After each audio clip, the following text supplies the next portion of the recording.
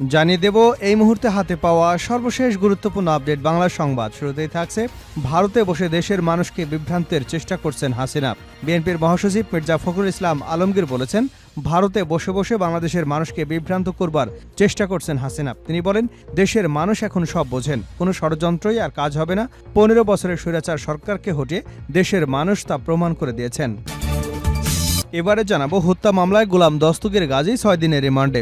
নারায়ণগঞ্জের রূপগঞ্জ থানায় করা হত্যা মামলায় নারায়ণগঞ্জ 1 আসনের সাবেক মন্ত্রী ও সাবেক সংসদ সদস্য গোলাম দস্তগীর গাজীর বিরুদ্ধে 6 দিনের রিমান্ড মঞ্জুর করেছেন আদালত। জানাবো, আওয়ামী লীগের এই করুণ পরিণতির জন্য শেখ হাসিনাই দায়ী। বিএনপির স্থায়ী কমিটির সদস্য অধ্যাপক ডক্টর এজেএম জাহিদ হোসেন বলেছেন, আওয়ামী লীগের বর্তমান করুণ পরিণতির জন্য শেখ হাসিনা নিজেই দায়ী। স্বৈরাচার এদেশের মানুষের উপর পাথরের মতো চেপে বসেছিল, অবশেষে তাকে পালিয়ে যেতে হয়েছে। তিনি বলেন, আজকে যারা মাথাছাড়া দেওয়ার চেষ্টা করতেছে তাদের 20 দাঁত ভেঙে দিতে হবে। এবারে থাকছে, বহুতল বাড়িগুলো যেন আশ্রয় কেন্দ্র, মালিকরাই করছেন খাবার দাবারের ব্যবস্থা। চট্টগ্রাম মিরসরাই স্মরণকালের ভয়াবহ বন্যার কবলে পড়েছেন প্রায় 2 লাখ মানুষ। অনেকের ঘর বাড়ি ছেড়ে আশ্রয় কেন্দ্রে উঠেছেন। প্রশাসন ঘোষিত আশ্রয় কেন্দ্রে 25,000 মানুষ উঠলেও অনেক মানুষ আশ্রয় নিয়েছেন বিভিন্ন এলাকার বহুতল বাড়িতে। 4 দিন ধরে সেসব বাড়িতে চলছে খাওয়া দাওয়ার আয়োজন, বাড়ির মালিকরাই করছেন খাবারের ব্যবস্থা। জানিয়ে দেব, প্রবাসী আয়ের রেকর্ড 24 দিনে এলো 172 কোটি মার্কিন ডলার। চলতি অগাস্ট মাসের প্রথম 24 দিনে বৈধ পথে 171 কোটি 83 লাখ 30 হাজার মার্কিন ডলার রেমিটেন্স এসেছে, যা 20,600 কোটি টাকার সমপরিমাণ।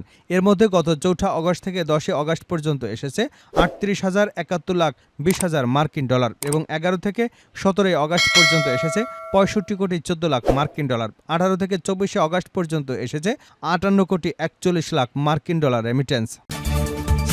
এবং সর্বশেষ জানাবো আন্তর্জাতিক সংবাদ। এবার ইরাক থেকে ইসরায়েলের উপর হামলা। লেবানন ও ফিলিস্তিনের পর এবার ইরাকের সশস্ত্র গোষ্ঠী ইসরায়েলের উপর হামলা চালিয়েছে। ইসরায়েলের উত্তরাঞ্চলের হাইফা শহরে একটি গুরুত্বপূর্ণ লক্ষ্যবস্তুতে ড্রোন দিয়ে হামলা চালিয়েছে বলে দাবি করেছে ইরাকের পপুলার মোবিলাইজেশন ইউনিট। এতক্ষণ শিরোনাম শুনছিলেন, এবার বিস্তারিত। প্রিয় দর্শক, আপনি যদি এই চ্যানেলে নতুন হয়ে থাকেন, ভিডিওটি দেখতে দেখতে চ্যানেলটি সাবস্ক্রাইব করে আমাদের সঙ্গে থাকুন। আর এই ভিডিও সম্পর্কে আপনি আপনার মূল্যবান মতামতটি কমেন্ট বক্সে জানিয়ে দিন। আর হ্যাঁ প্রিয় দর্শক, জানিয়ে দিন ভিডিওটি কোথা থেকে দেখছেন। বিএনপির মহাসচিব মির্জা ফখরুল ইসলাম আলমগীর বলেছেন, ভারতে বসে বসে বাংলাদেশের মানুষকে বিভ্রান্ত করবার অপচেষ্টা করছে শেখ হাসিনা। তিনি বলেন, দেশের মানুষ এখন সব বোঝেন, যে কোনো ষড়যন্ত্রে আর কোনো কাজ হবে না। 15 বছরের স্বৈরাচার সরকারকে হটিয়ে দেশের মানুষ তা প্রমাণ করেছেন। রোববার বিকেলে সিলেটের বিমানবন্দর এলাকার একটি 5 তারকা হোটেলে সাংবাদিকদের সঙ্গে মত বিনিময়কালে তিনি এসব কথা বলেন। মির্জা ফখরুল ইসলাম বলেন, দেশকে গোছাতে বর্তমান অন্তর্বর্তীকালীন সরকারকে সময় দিতে চায় বিএনপি। সাম্প্রতিক বিভিন্ন সরকারি বেসরকারি সংস্থার দাবি দেওয়া আন্দোলন সংগ্রামে তাদের সব ধরনের সহায়তা করবে বিএনপি। তিনি বলেন, ক্ষমতায় থাকা অবস্থায় আওয়ামী লীগ সরকার 700 নেতাকর্মীকে গুম, 2000 নেতাকর্মীকে গুলি করে হত্যা, 1,45,000 গায়েবী মামলা, 60 লাখ জনকে আসামি করেছিল। তিনি আরও বলেন, গ্রহণযোগ্য নির্বাচন অনুষ্ঠানে অন্তর্বর্তীকালীন সরকারকে যৌক্তিক সময় দেবে বিএনপি, অনির্দিষ্টকাল সময় কাউকে দেয়া হবে না। মির্জা ফখরুল ইসলাম আরও বলেন, আওয়ামী লীগের সাধারণ সম্পাদক ওবায়দুল কাদের বলেছিলেন যে তিনি আমার বাসায় আসবেন, কিন্তু দুর্ভাগ্য তিনি বাসায় আসেননি। এর আগে বেলা 11টার দিকে আকাশপথে মির্জা ফখরুল ইসলাম সিলেটে আসেন। পরে দুপুর 12:15টার দিকে মির্জা ফখরুল দলীয় নেতাকর্মীদের সঙ্গে নিয়ে হজরত শাহজালাল ও শাহপরান রহমতুল্লাহ আলাইহের মাজার জিয়ারত করেন। শেখ হাসিনা সরকারের পতনের পর এই প্রথম সিলেটে সফরে এসেছেন বিএনপির মহাসচিব মির্জা ফখরুল ইসলাম আলমগীর। হত্যা মামলায় গোলাম দস্তগীর গাজী 6 দিনের রিমান্ডে। নারায়ণগঞ্জের রূপগঞ্জ থানায় করা হত্যা মামলায় নারায়ণগঞ্জ 1 আসনের সাবেক মন্ত্রী ও সংসদ সদস্য গোলাম দস্তগীর গাজীর বিরুদ্ধে 6 দিনের রিমান্ড মঞ্জুর করেছেন আদালত। রোববার বিকেলে 10 দিনের রিমান্ড চেয়ে আদালতে নেওয়া হলে senior judicial magistrate Kazi Mohammad Mohsin শুনানি শেষে 6 দিনের রিমান্ড মঞ্জুর করেছেন। কোর্ট পুলিশের পরিদর্শক আব্দুর রশিদ বিষয়টি নিশ্চিত করেছেন। তিনি বলেন, মামলার তদন্তকারী কর্মকর্তা 10 দিনের রিমান্ড চাইলে শুনানি শেষে আদালত 6 দিনের রিমান্ড মঞ্জুর করেছেন। মামলার বাদীপক্ষের আইনজীবী অ্যাডভোকেট সাকাওয়াত হোসেন খান বলেন, নারায়ণগঞ্জ 1 আসনের সাবেক মন্ত্রী ও এমপি গোলাম দস্তগীর গাজীকে কিশোর রোমান মিয়া হত্যা মামলায় 10 দিনের রিমান্ড আবেদন করা হয়েছিল। আদালত উভয় পক্ষের শুনানি শেষে 6 দিনের রিমান্ড মঞ্জুর করেছেন।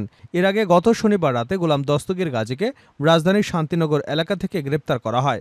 ডিবির একটি দল শান্তিনগরে এক আত্মীয়ের বাসা থেকে তাকে গ্রেপ্তার করে। পরে রূপগঞ্জের নবকিশলয় হাইস্কুলে 10ম শ্রেণীর শিক্ষার্থী রোমান মিয়া হত্যাকাণ্ডে গ্রেপ্তার দেখানো হয়। গত ২১শে অগাস্ট নিহতের খালা রিনা বাদী হয়ে মামলাটি দায়ের করেন। এ মামলায় শেখ হাসিনা, ওবায়দুল কাদের, গোলাম দস্তগীরের ছেলে গোলাম মর্তজা বাপ্পা সহ ৪৫ জনের নাম উল্লেখ করে এবং অজ্ঞাত আরও ৬০ জনকে আসামি করা হয়েছে। আওয়ামী লীগের এই করুণ পরিণতির জন্য শেখ হাসিনাই দায়ী ডক্টর জাহিদ হোসেন। বিএনপির স্থায়ী কমিটির সদস্য অধ্যাপক এজেডএম জাহিদ হোসেন বলেছেন, আওয়ামী লীগের বর্তমান করুণ পরিণতির জন্য শেখ হাসিনা নিজেই দায়ী। স্বৈরাচার এদেশের মানুষের উপর পাথরের মতো চেপে বসেছিল, অবশেষে তাকে পালিয়ে যেতে হয়েছে। তিনি বলেন, আজকে যারা মাথাচাড়া দেবার চেষ্টা করতেছে তাদের বিষদাঁত ভেঙে দিতে হবে বলেও মন্তব্য করেছেন বিএনপির ডক্টর জাহিদ। রোববার রাজধানীর জাতীয় প্রেস ক্লাবে জহুর হোসেন চৌধুরী হলে নার্সেস অ্যাসোসিয়েশন অব বাংলাদেশের উদ্যোগে আয়োজিত প্রতিনিধি সভায় প্রধান অতিথির বক্তৃতায় তিনি এসব কথা বলেন। আওয়ামী লীগকে উদ্দেশ্য করে অধ্যাপক ডক্টর এজেডএম জাহিদ হোসেন বলেন, এ সরকারকে সহযোগিতা করা আমাদের সবার দায়িত্ব। আজকে যারা মাথাছাড়া দেবার চেষ্টা করতেছে তাদের বিষদাঁত ভেঙে দিতে হবে। কোনো অবস্থাতেই বিশৃঙ্খলাকে প্রশ্রয় দেওয়া যাবে না। দেশ থেকে একজন পালিয়েছেন, কিন্তু তার দোসরা দেশে রয়ে গেছে। তাদের হাতে জনগণের সম্পদ, লুণ্ঠিত টাকা রয়েছে। তাদের হাতে আইনি বেআইনি অস্ত্র আছে। তারা সুযোগ পেলেই মাথাচাড়া দিয়ে উঠবে। সেজন্য আমাদেরকে সচেতন ও সজাগ থাকতে হবে। কোনো অবস্থাতেই অন্যায়কারী, দুষ্কৃতকারী বা সুবিধাভোগীদের প্রশ্রয় দেওয়া যাবে না। আওয়ামী লীগকে এদেশের বৃহত্তম মানুষ দেখতে পারে না উল্লেখ করে তিনি বলেন, শেখ হাসিনা পালিয়ে যাবার মধ্য দিয়ে প্রমাণ হলো এদেশের বৃহত্তম মানুষ আওয়ামী লীগকে দেখতে পারে না। স্বৈরাচার এদেশের মানুষের উপর পাথরের মতো চেপে বসেছিল, অবশেষে তাকে পালিয়ে যেতে হয়েছে। কি করুণ পরিণতি হলো একটা রাজনৈতিক আদর্শের, রাজনৈতিক দলের। আওয়ামী লীগের এই করুণ পরিণতির জন্য শেখ হাসিনা নিজেই দায়ী। বিএনপির এই স্থায়ী কমিটির সদস্য আরও বলেন, সব জঞ্জাল, সব দুর্নীতির চরম বহিঃপ্রকাশ ঘটেছে। ঘুষ ছাড়া চাকুরি হতো না, টাকা ছাড়া কিছুই হতো না। এর থেকে আমাদেরকে বেরিয়ে আসতে হবে। দেশে এখন বন্যায় প্রায় ৪৫ লাখ মানুষের ক্ষতি হয়েছে। ইতিমধ্যেই ১৮ জনের অধিক মানুষ মারা গেছেন। এই বন্যা প্রাকৃতিক হলেও এর মধ্যে কিছুটা মনুষ্য সৃষ্টিও ছিল। বহুতল বাড়িগুলো যেন আশ্রয় কেন্দ্র, মালিকরাই করছেন খাবারের ব্যবস্থা। চট্টগ্রামের মিরসরায় স্মরণকালের ভয়াবহ বন্যার কবলে পড়েছে প্রায় ২ লাখ মানুষ। অনেকেই ঘর বাড়ি ছেড়ে আশ্রয় কেন্দ্রে উঠেছেন। প্রশাসন ঘোষিত আশ্রয় কেন্দ্রগুলোতে ২৫,০০০ মানুষ উঠলেও অনেক মানুষ আশ্রয় নিয়েছেন বিভিন্ন এলাকার বহুতল বাড়িতে। ৪ দিন ধরে যেসব বাড়িতে চলছে খাওয়া দাওয়ার আয়োজন, বাড়ির মালিকরাই করছেন খাবারের ব্যবস্থা। খোঁজ নিয়ে জানা গেছে, উপজেলার ফেনী নদী তীরবর্তী করেরহাট, হিঙ্গুলি, ধুম এবং ওসমানপুর ইউনিয়নের দোতলা থেকে ৪ তলা বাড়িতে আশ্রয় নিয়েছেন শত শত মানুষ। তারা এখনও পানিবন্দী জীবনযাপন করছেন। বারোরহাট পৌর বাজারের ব্যবসায়ী মোহাম্মদ শামসুদ্দিন, তার বাড়িতে আশ্রয় নিয়েছেন অনেকেই। তিনি বলেন, ধুম ইউনিয়নের বাংলাবাজার এলাকার আশপাশের প্রায় ২০০ মানুষ বৃহস্পতিবার থেকে আমার বাড়িতে উঠেছেন। প্রতিবেলায় তাদের খাবারের ব্যবস্থা করা হচ্ছে। এখনও গলার সমান পানি থাকায় কেউ বের হতে পারেননি। শামসুদ্দিন বলেন, আমি, আমার বড় ভাই আলী হায়দার, টিপুসহ সবাই মিলে সবার খাবার যোগান দিচ্ছি। বাবুর্চি এনে প্রতিবেলায় রান্না করা হচ্ছে। অনেক কষ্টে বাজার থেকে নৌকায় করে খাদ্য সামগ্রী আনা হচ্ছে। কারো কাছ থেকে ১ প্যাকেট ত্রাণও আমরা গ্রহণ করিনি। পরিস্থিতির উন্নতি না হওয়া পর্যন্ত সবার খাওয়া দাওয়ার ব্যবস্থা অব্যাহত থাকবে। বারোরহাট পৌর বাজারের আরেক ব্যবসায়ী সৈয়দ আলিমুদ্দিন জানান, তার ৪ তলা বাড়ি, শপিং সেন্টার, স্কুলে বন্যার্ত মানুষের থাকার ও খাবারের ব্যবস্থা করা হচ্ছে। বাড়িটির সদস্য, শপিং সেন্টারের পরিচালক, স্কুলের লোকজন এগুলো তদারকি করছেন। মেহেদিনগর এলাকার বাসিন্দা সালাউদ্দিন মোর্শেদ বলেন, আমার বাড়ি ভাড়া করে ২ দিন ধরে প্রায় ৩০০ মানুষ আশ্রয় নিয়েছেন। অনেকজনের সহযোগিতায় তাদের খাবারের ব্যবস্থা করা হচ্ছে। তবে শুধু শামসুদ্দিন, আলিম, মুর্শিদের বাড়ি নয়, এরকম অসংখ্য বহুতল বাড়িতে মানুষের থাকা ও খাবারের ব্যবস্থা করা হয়েছে। মিরসরাইয়ের উপজেলা নির্বাহী কর্মকর্তা, উপজেলা প্রশাসক মাহফুজা জেরিন বলেন, আশ্রয় কেন্দ্র ছাড়াও বিভিন্ন এলাকায় অনেকের বহুতল বিশিষ্ট বাড়িতে মানুষ আশ্রয় নিয়েছেন। যাদের আশ্রয় দিয়েছেন তারা মহৎ কাজ করেছেন। শেষ করছে আন্তর্জাতিক সংবাদ দিয়ে। এবার ইরাক থেকে ইসরায়েলের উপর হামলা। লেবানন ও ফিলিস্তিনের পর এবার ইরাকের সশস্ত্র গোষ্ঠী ইসরায়েলের উপর হামলা চালিয়েছে। ইসরায়েলের উত্তরাঞ্চলের হাইফা শহরের একটি গুরুত্বপূর্ণ লক্ষ্যবস্তুতে ড্রোন দিয়ে হামলা চালিয়েছে বলে দাবি করেছে ইরাকের পপুলার মোবিলাইজেশন ইউনিট। এক বিবৃতিতে গোষ্ঠীটি জানায়, গাজায় আমাদের জনগণের সমর্থনে এবং নারী, শিশু, বৃদ্ধসহ ফিলিস্তিনি বেসামরিক নাগরিকদের বিরুদ্ধে দখলদার ইসরায়েলের আগ্রাসন এবং গণহত্যার জবাবও ছিল এই হামলা।